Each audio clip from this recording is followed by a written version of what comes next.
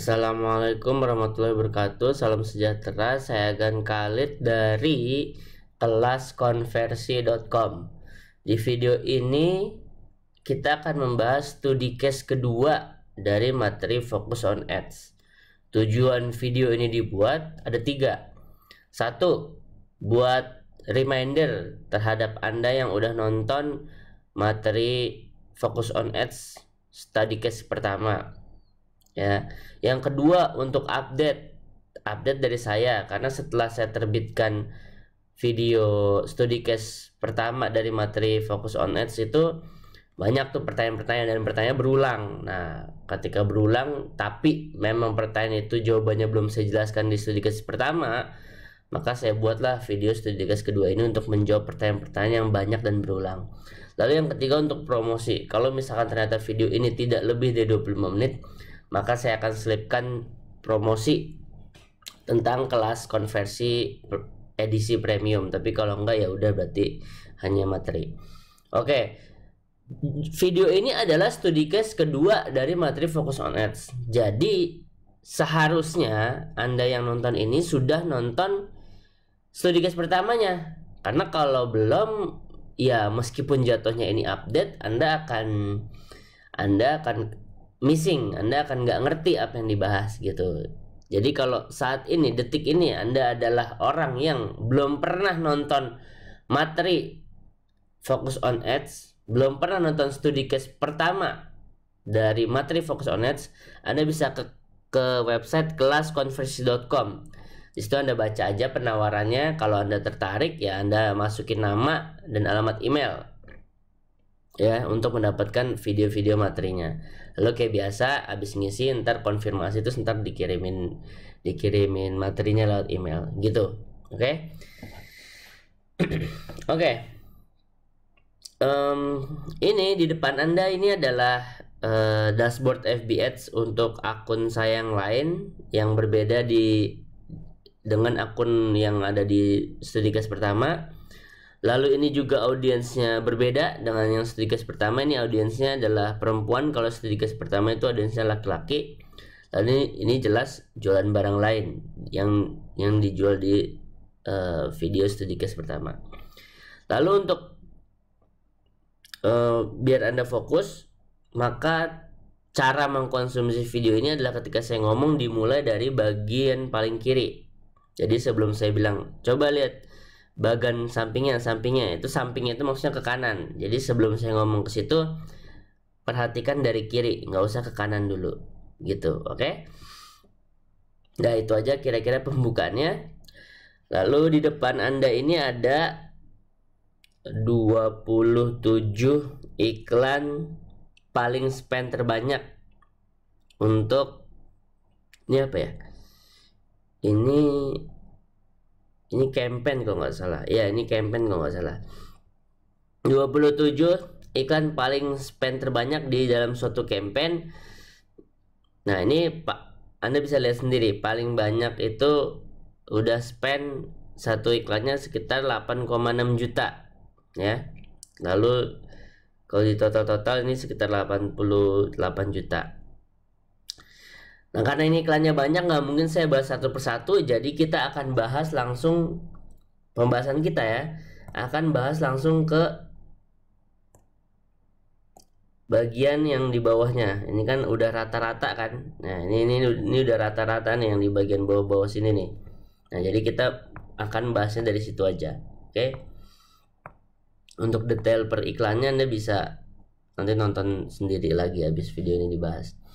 Oke. Ada 5 hal yang ingin saya tambahkan ya. Tadi saya udah bilang 5 hal yang ingin saya tambahkan update dari video pertama. Yaitu ada orang bertanya, Gan, saya nggak 1% Gan CTR linknya, tapi saya tetap mau dijalanin karena menghasilkan lead yang murah. Itu papa apa nggak papa?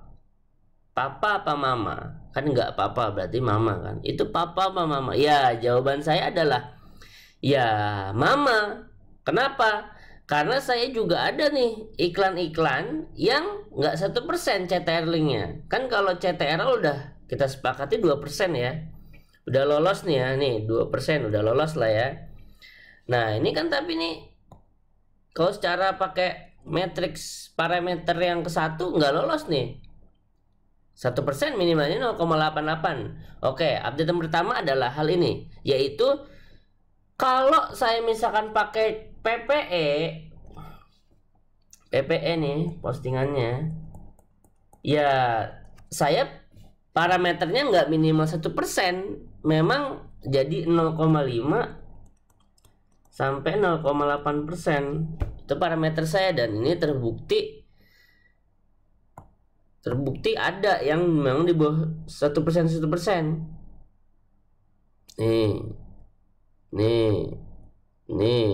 Ini PPE nih, kelakuan PPE nih, ya kan? Gitu. Jadi kalau ada yang nanya, Gan, PPE Gan, saya nggak 1%, Mama, nggak apa-apa. Ya Mama, ya nggak apa-apa, selama nanti paling pojok cost per leadnya itu masih murah untuk market Anda, gitu ya. Jadi poin pertama adalah tidak strict CTR link itu harus 1%. Ya, strict 1% ketika postingannya itu adalah CTW, ya. Tapi kalau postingannya PPE yang kotak, ya itu nggak apa-apa di bawah 1% selama fit cost per leadnya nanti di paling ujung, gitu. Oke, itu updatean pertama. Sekarang updatean kedua. Updatean kedua, di sini saya menampilkan matriks CPC nih. Di sini saya menampilkan, sedangkan di video materi pertama saya tuh nggak menampilkan CPC. Nah ini maksudnya apa nih Gan? Ada nampilin CPC ini maksudnya apa nih Gan? Jadi gini, kita kan butuh banget speed tuh ya, landing page kita, sales page kita butuh banget speed. Nah itu saya kalau di video pertama kan ngajarinnya matriksnya pakai cost per landing page views. Nah itu saya suka nambahin lagi nih matriks CPC. Kenapa? Saya pengen tahu sebenarnya berapa sih yang akhirnya jadi tambah mahal gara-gara molornya speed saya, gitu. Contoh nih kita lihat landing page saya 66.567, outbound kliknya 80.000. Kita hitung 65.567 dibagi 80 156 sama dengan 80 dikali 100 dulu, 81%. Jadi saya dengan tingkat keberhasilan dari orang yang ngeklik link dari iklan saya sampai akhirnya landing, ya ingat materinya outbound clicks adalah jumlah orang yang ngeklik link menuju website kita dari iklan kita yang ada di FB. Landing page views adalah jumlah orang yang beneran tiba, yang sampai halamannya ke loading website kita. Nah itu saya tingkat keberhasilannya 81%. Jadi hanya kebuang berapa tadi? Iya, hilang. Bentar, ulang.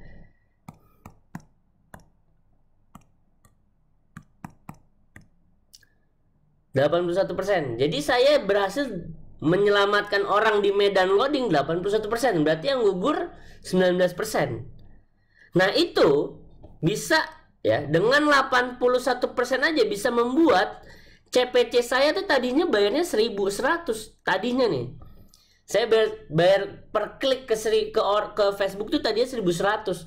Tapi karena adanya yang gugur di medan perang, maka cost per landing page view saya nggak 1.100. Secara overall jadi 1.300. Itu dengan, di contoh yang ini ya, itu dengan keberhasilan 81%. Nah coba Anda cek dashboard FB Anda, berapa CPC-nya, ya, overall berapa CPC-nya. Maka Anda tahu, oh itu harga gue sebenarnya bayar ke FB per klik. Ibaratnya Indomaret mah per orang buka pintu. Nah itu gue bayar 1.100. Coba cek berapa sebenarnya akhirnya gue bayar Setelah di total, setelah dihitung-hitung dengan keguguran loading website gua. Nah, ini nih cost per landing page views. Ini real yang kita bayar, ini yang seharusnya kita bayar. Mungkin kalau di Amerika Serikat sana ini 1100, ya ini 1100 juga. Karena di sana cepet banget kan. Nah, jadi di sini saya pengen menekankan, saya naruh CPC itu di samping cost per landing page views itu saya ngelakuin kayak gini untuk ngebandingin harga yang seharusnya gue bayar berapa dibandingin sama harga yang ternyata harus gue bayar setelah dihitung-hitung adanya pengguguran dari medan loading website itu. Oke. Dan saya CPC itu, kalau saya nih ya, CPC nya ngusahain di bawah 1K, maksimal 1,3K 1300 CPC ya. Saya nggak ngomongin cost per landing page views, enggak, saya ngomongin CPC ya, harga yang seharusnya saya bayar ke FB, dan itu yang saya pakai untuk parameter ngitung-ngitung gitu. Dah, itu poin kedua. Poin ketiga, ini jumlah add to cart 12.000, jumlah kunjungan ke website saya 65.567. Nah, saya pengen bilang di materi pertama itu kan saya ngasih parameter 10%. Itu 10% itu normal. Nah, banyak yang bilang, "Gan, saya kalau 10% nggak nutup." Iya, memang 10% itu parameter saya nyebut normal. Mungkin normal di Anda nggak 10%, mungkin ada yang 5% tetap profit, mungkin ada 10%, tapi saya itu nyebut normalnya saya. Nah, kalau 10% Anda nggak nutup, ya berarti Anda harusnya nggak 10%. Gitu. Contoh nih ya, ini kita hitung nih yang sekarang terjadi. 12.865 ya si add to cart, 12.865 dibagi total kunjungan website 65.567, 19%, nyaris 20% ya, 19%. Berarti saya bisa mengkonversi 19% orang yang datang lalu muncul desire-nya untuk jadi mau minat beli. Ini ATC di sini ngeklik buy button ya, ngeklik tambahkan ke keranjang gitu. Nah, saya bisa mengkonversi orang nyaris 20%. Susah banget, nggak bisa disebut 20, 19% gitu. Nah, Anda cek tuh, saya punya parameter sendiri. Kalau saya bisa ngehit sampai 15%, saya udah merasa bagus. Kalau ibaratnya nilai ulangan mas, saya udah merasa 8 nilainya. Tapi kalau udah di atas 15%, udah 18%, apalagi udah mau 20%, saya udah merasa awesome, udah merasa great, udah merasa brilian gitu.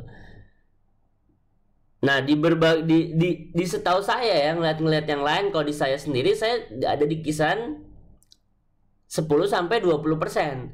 15% tuh saya udah ngerasa awesome, 10% tuh udah minimal banget. Nah, ini Anda coba buka FB dashboard Anda, berapa persen konversi traffic Anda terus jadi ATC. Coba berapa persen? Anda cek. Kalau misalkan 10% aja enggak, ya berarti Anda itu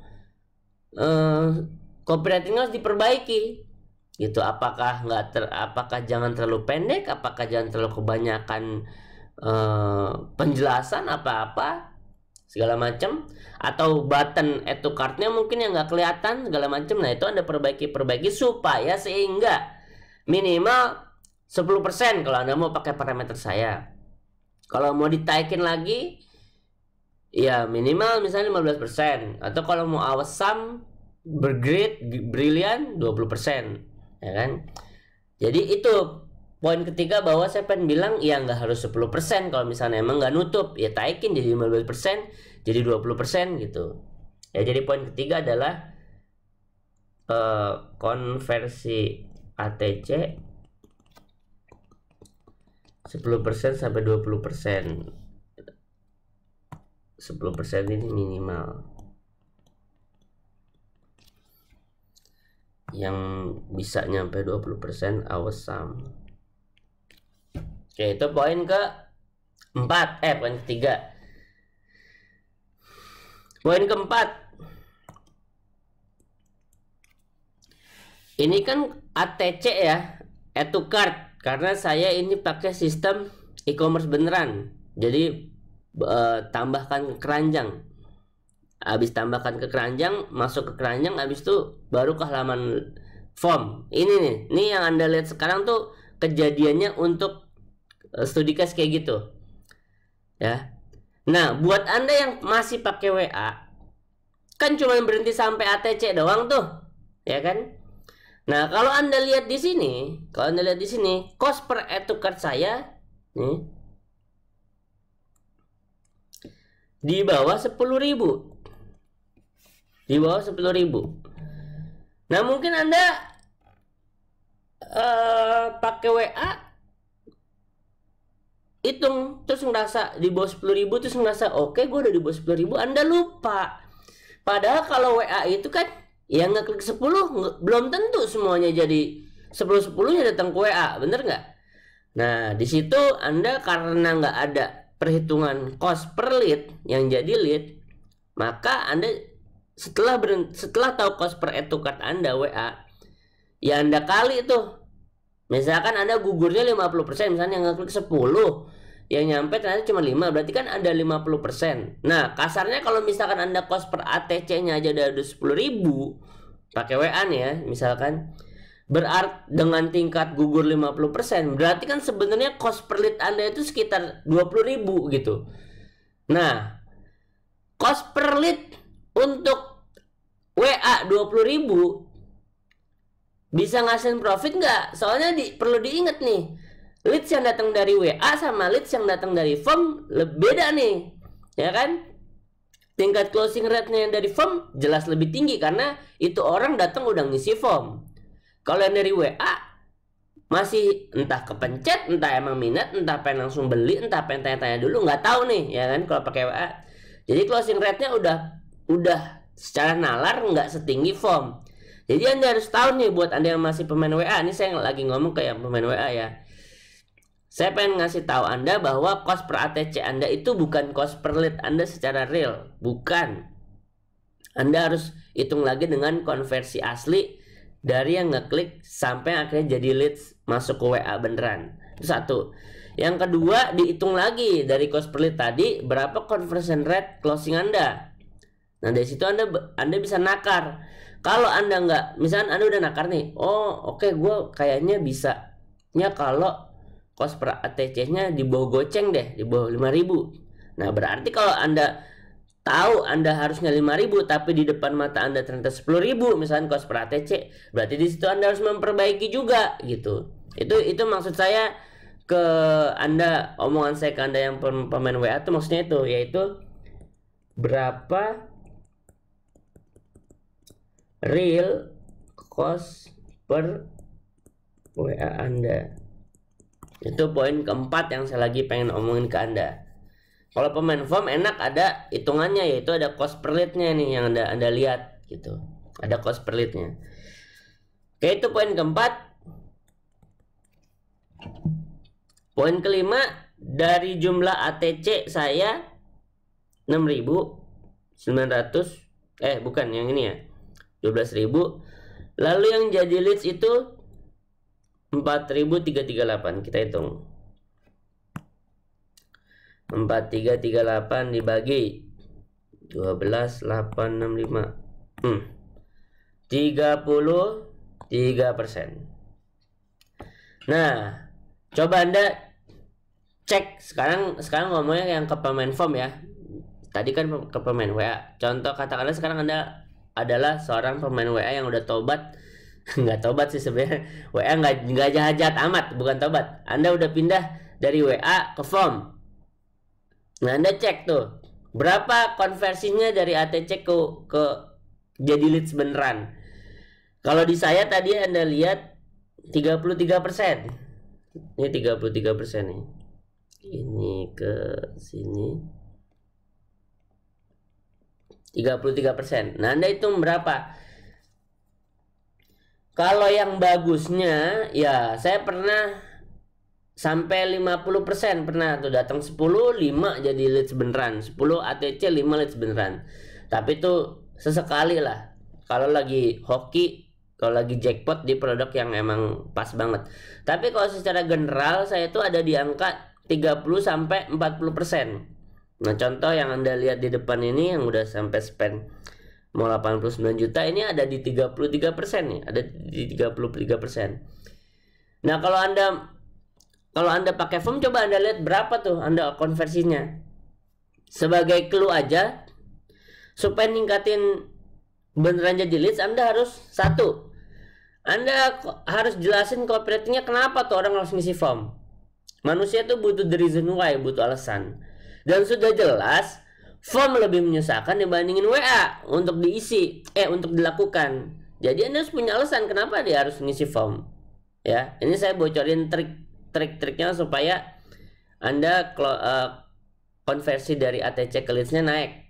Kalau katakanlah Anda sekarang konversinya rendah. Ini saya kasih tahu triknya. Satu, copywritingnya harus ada menjelaskan kenapa orang itu harus mau ngisi form. Ya, itu satu. Yang kedua, Anda pilih-pilih field form, kotak-kotak form. Kan kalau misalkan Anda lihat, kalau kita kayak mau daftar di kuliah kan ditanyanya banyak tuh kolom-kolomnya, nama depan, belakang, segala macam. Nah, Anda persingkat itu tuh. Anda persingkat. Itu tips nomor 2. Tips nomor 3, sediain kotak untuk kalau yang mau bertanya. Karena banyak yang berpikir bahwa kalau ngisi form itu langsung beli, padahal kan masih ada yang mau tanya-tanya. Nah, ini jenis orang yang dia nggak jadi ngisi form, sebenarnya bisa aja kan ngisi form juga nggak harus beli kan masih ada di follow up kan. Nah, ini tambahin copywriting kolom tambahin kolom pertanyaan buat orang yang mau nanya gitu. Jadi dia ngisi form sekaligus dia bisa nanya pertanyaannya. Yang keempat,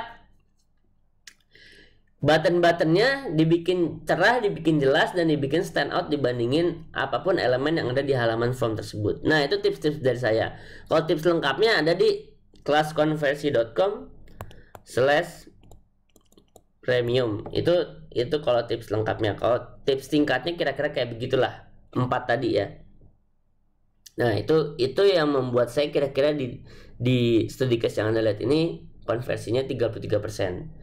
Ini tipsnya untuk Anda yang konversi ATC ke leads-nya rendah. Kalau Anda yang nontonnya udah tinggi, ya udah saya cuman sharing. Mohon maaf suhu, masta gitu ya. Udah begitu. Nah, terus misalkan terakhir nih, coba kita lihat. Wah, 22% ya. 22 menit ya. Promosi nggak ya? Ya udah, intinya gitu aja. Promosi dikit aja ya, promosi dikit. Intinya ini kan jumlah leads banyak di depan Anda. Nah, gimana caranya saya bisa menebak ini bakalan bagus kalau misalkan di depan-depannya CTR-nya linknya rendah, CPC-nya misalkan mahal, misalkan kayak gini nih 1300,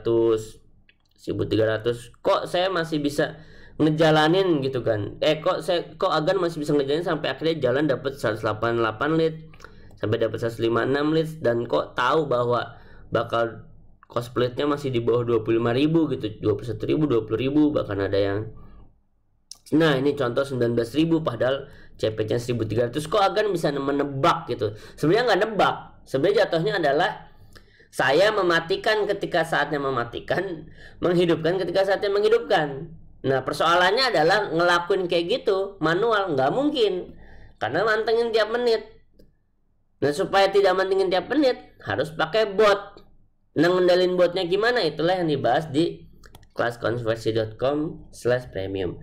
Dah, promosinya gitu aja. Karena bentar lagi sudah mau 25 menit. Oke, sekian, semoga bermanfaat. Ada 5 poin tadi. Poin kelimanya tadi apa ya? Ya. Poin kelimanya tadi tentang naikin konversi rate ATC ke leads. Tadi apa? The reason why. Terus field formnya dikurangin, terus kolom pertanyaan, terus stand out buttonnya. Dah, sekian, semoga video ini bermanfaat. Kalau ada yang mau foto ini yang masih bersih, ini kan udah banyak coret-coretan nih. Kalau ada yang mau masih bersih, komen aja ya, komen mau gitu. Nanti saya PM yang udah komen, saya kasih file ini. Kalian mau ngamatin secara detail foto ini lagi gitu. Oke, sekian. Assalamualaikum warahmatullahi wabarakatuh. Salam sejahtera. Saya Gan Khalid dari kelaskonversi.com.